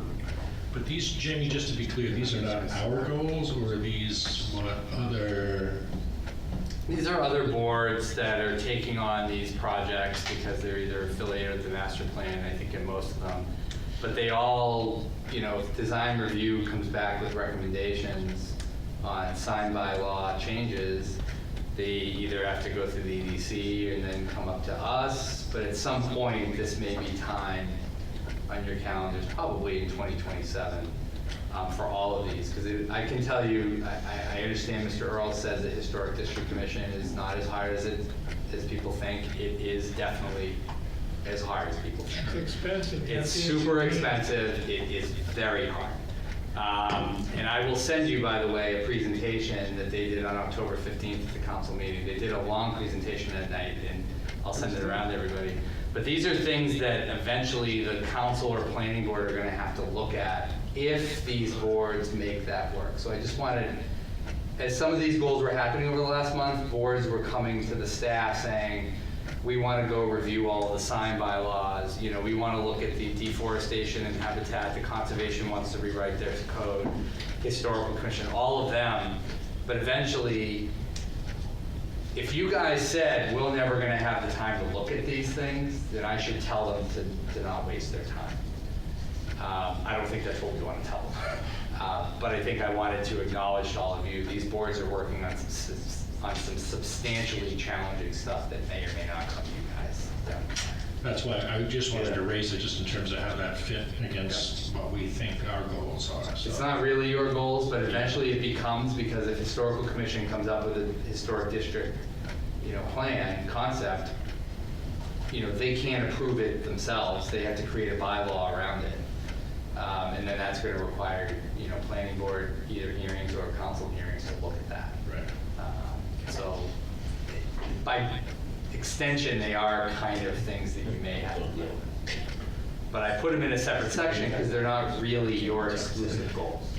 Again, This is work that's being done by other Okay, folks. And so that's these to next the four as a- Councilor Grella's point, I think, earlier about citizen committees, right? These are your citizen committees trying to accomplish all this stuff. And, we should try to at least support them and empower them to do it. So I think the first goals meeting, which was good, I think got other people talking about their areas and what they were going to do. And I just wanted to note that these items might be coming up to you guys at some point.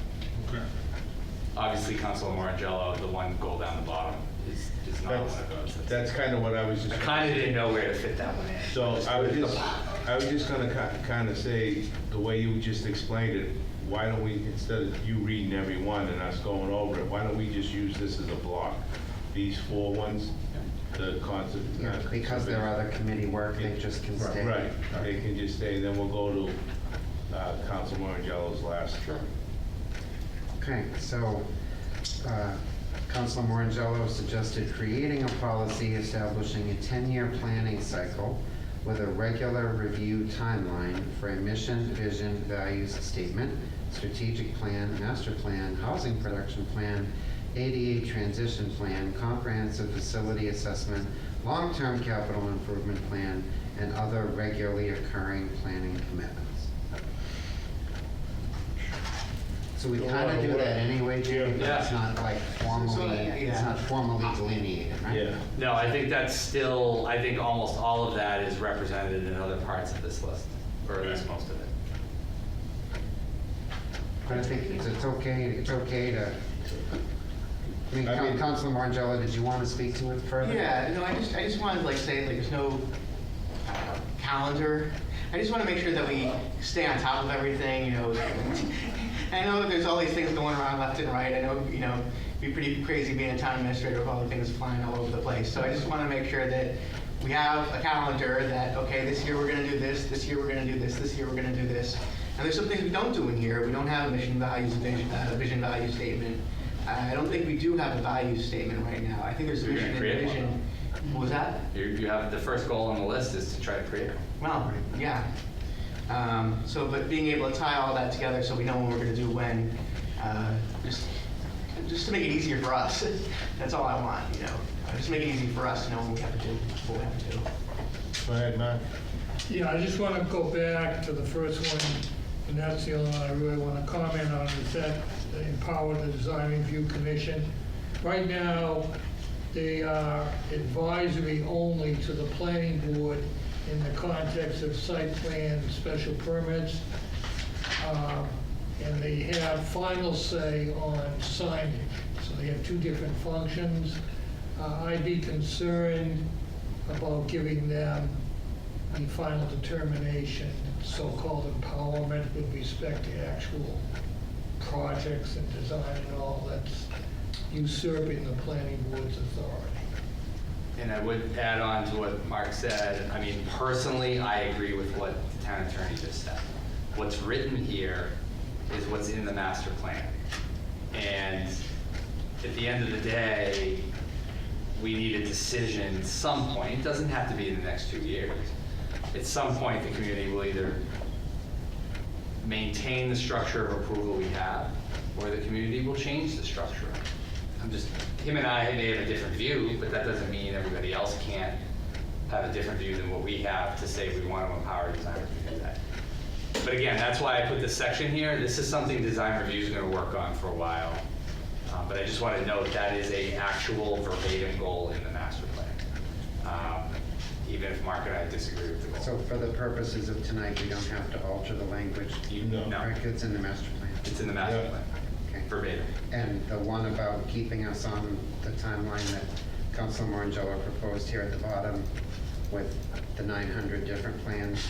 I will tell you, I will just be honest, there is not a shot in any type of orbit that I'm gonna be able to come up with a 10-year plan to keep a track on everything. Like, I need more bandwidth. I obviously made a case for another assistant town manager, but even beyond that, and whether that happens or not, Yeah, I just. financing on this is gonna be the #1 key. Like, the federal, state, local partnerships, economic, all this other stuff is gonna be contingent on whether you have money to do these things, like, right? I mean, if I could, I mean, Yeah. I wholeheartedly agree with what Max is going here Yeah, for. right, I agree But I'm with just gonna go back to what I said at the beginning as my comment. If we want to do this stuff, you have to commit human resources to do this. Yeah, right. Therefore, it's dollars in the budget to do this. So you can't sit here and say, we can't have more people, can't afford it, but I agree with all of this stuff here. I would say probably, Max, what you're looking for, maybe I'm putting a little bit, you just want a timeline. It's not, we're not gonna, you just want, we're gonna do the capital plan 10-year this year, we're gonna do the master plan this year.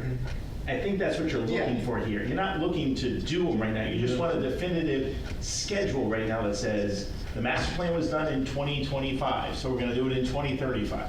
The 10-year plan for long-term capital is gonna be done in 2027, 2037. I think that if we can get that, that's a start. But I do agree that to do all this stuff takes a lot of resources. Right. And it's truly necessary, so we better be willing to sit here and fund it.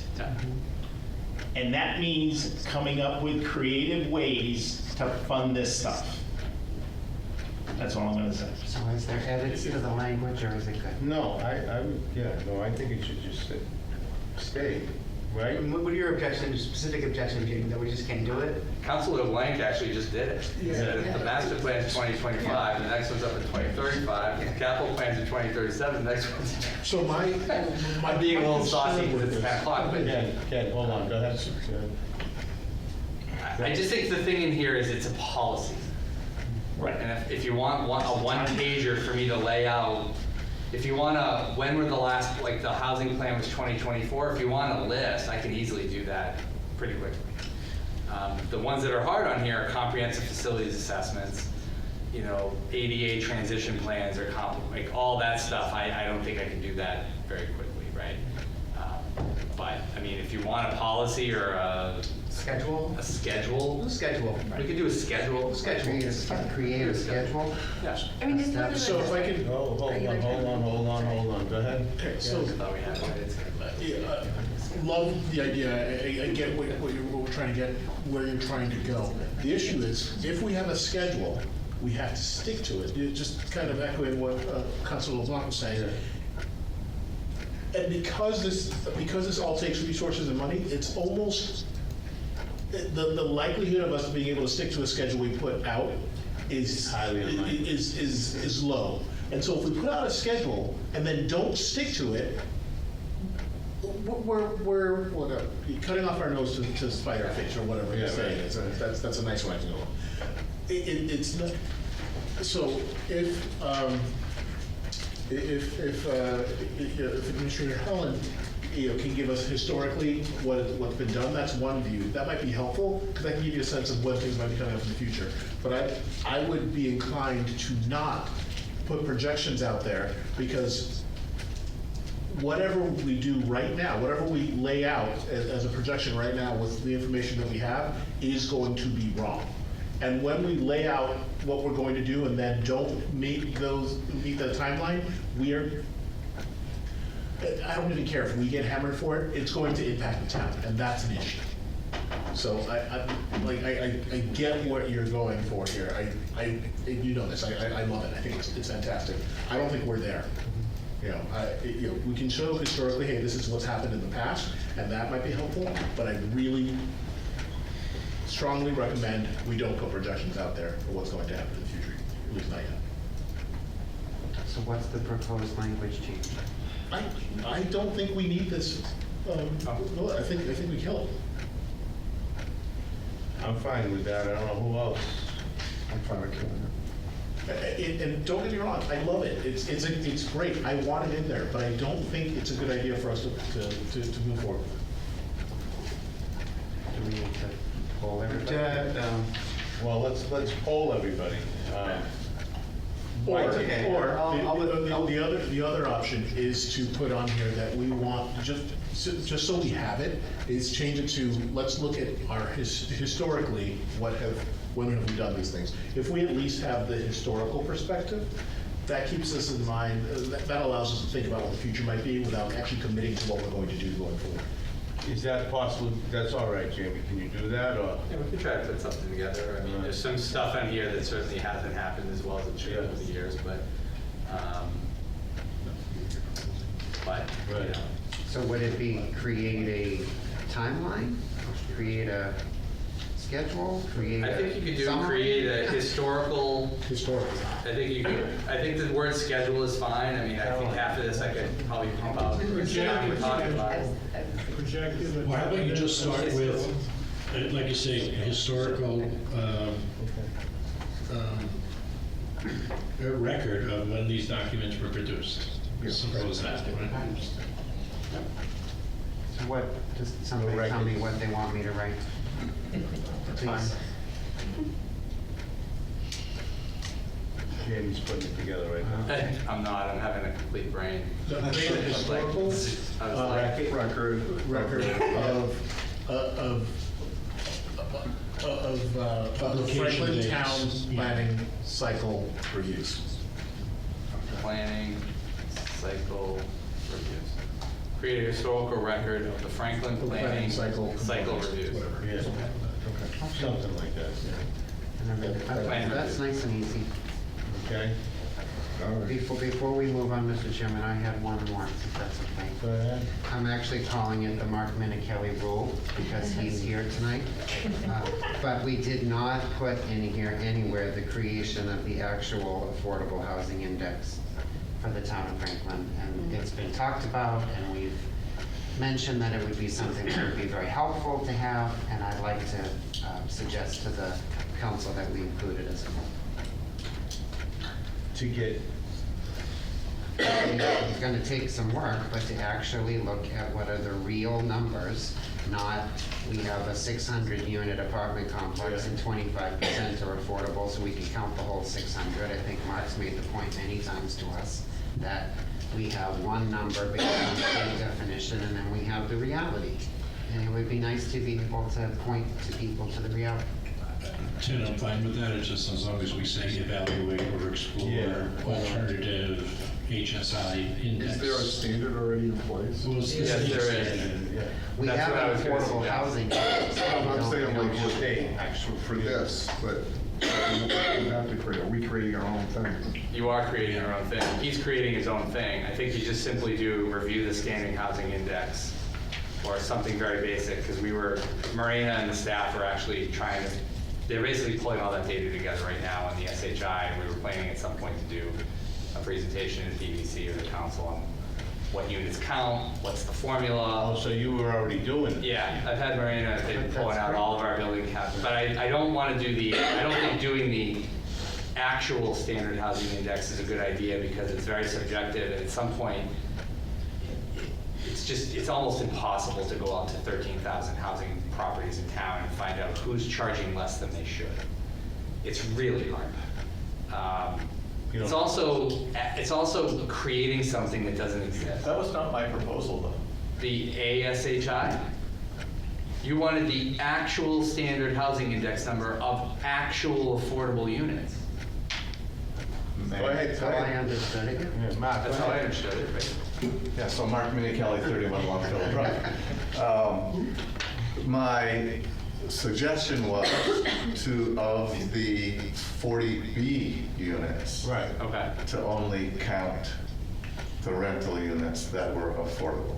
Oh. Not including the private landlord okay. units. So, and we are, on the Affordable Housing Trust, we are working with your staff members to try to pull a number together. So if you were to put some sort of an objective or goal together, you'd probably have a pretty good chance of hitting it.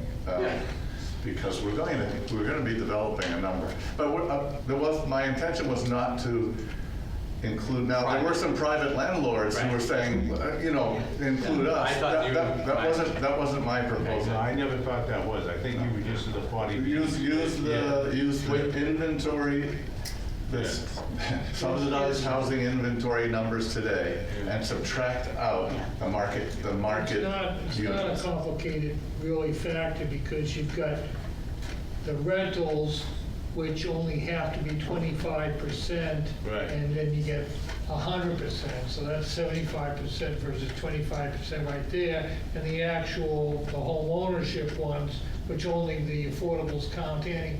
So it's really just discounting on the rentals. Yes. Right. But I'm all about putting goals on here that we can actually attain. Review the standard housing If index. you're already working on it, then that's fantastic, and then we can celebrate and have something to report out to people at the end of the year. So would everybody be okay with that as a goal? Yeah, but review, right? You want to review it or evaluate it, right? I think you just want to review the standard housing index. Okay. Review the SHI. Because you got to remember, we don't have any authority to change anything about the SHI. No. So the only action you could then take is lobby state government to change the standard housing index. But I don't think that's what Mark's goal was trying to do. He just wanted to know where the numbers all fell. Right. And he wanted to basically separate, if you had 100% units at Grove Street and there's 330, 100% of the units get added to the SHI, Right. but only 25% of them are deeded really actually Yeah, affordable. it's And he wants to know how many are actually market rate that should be affordable. My only objective was to know what we really have for affordable Right, units in I get Franklin. you. I know. I get you, Mark. I get you. to review the standard housing index, in parentheses, 40B rental communities only. Is that correct, Jamie? Yeah, Okay. that's fine. Thank you, everyone. Thank you, Ted. Is there a motion on the floor? Is No, this there's- moved? yeah. No, we haven't gotten to that yet. Okay. No, You got we 2 have- minutes. Vote to adjourn. I gotta actually read it, Max, then we gotta. Don't want me to read the whole thing? No, I do not have to read the whole thing. As amended. No, wait a minute now, so, So we do a motion to, no, motion to adopt resolution 26-10 26-10 as amended. as amended, and now I need a second. Second. Third, fourth. I would suggest with the, as revised tonight. As revised tonight. Okay. As- Motion to approve resolution 26-10 as revised tonight. With attached goal, whatever it's called, with attached as revised tonight. As revised, March 4th, 2026. Please see attached. Can I second? Yeah, second it. Okay, then do you want me to actually read this or no? Motion to waive the reading. Motion to waive the reading. Second. All in favor? Aye. Wow, everybody's sick of hearing from me. All right. So we have a motion on the floor for resolution 26-10. All in favor? Aye. Opposed? Motion passed. Entertain a motion to adjourn. Second motion to adjourn. I have a second? Second. All in favor? Aye. Opposed? And we got done by 10. We are now producing this in collaboration with Franklin TV and Franklin Public Radio. This podcast is my public service effort for Franklin, but we can't do it alone. We can always use your help. How can you help? If you can use the information that you find here, please tell your friends and neighbors. If you don't like something here, please let me know. Through this feedback loop, we can continue to make improvements. And I thank you for listening. For additional information, please visit franklinmatters.org. If you have questions or comments, you can reach me directly at suresteve@gmail.com. The music for the intro and exit was provided by Michael Clark and the group East of Shirley. The piece is titled Ernesto Mañana, copyright Michael Clark and Tintype Tunes in 2008, and used with their permission. I hope you enjoy. By the way, you can also subscribe and listen to Franklin Matters Radio on your favorite podcast app. Search in podcasts for Franklin Matters.